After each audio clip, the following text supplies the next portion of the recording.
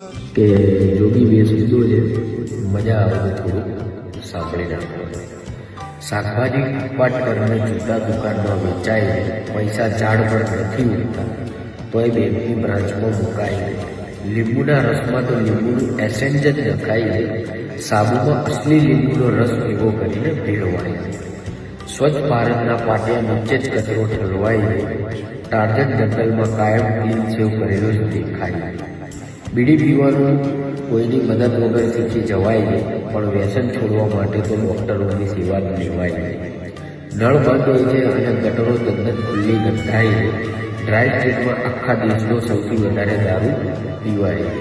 નાકા પર દૂધ લેવા ફટાક દઈને હીરો હોન્ડા જ વપરાય, ને પૂનમ ભરતી વખતે છેક ડાકોર સુધી પગ તોડાય. માણસ ઉતાવળે ભૂલ કરે છે અને નિરાંતે પછતાય છે. આ દુનિયા કેવી રીતે ચાલે છે કે ક્યાં કોઈને સમજાય. જય માતાની જોડી.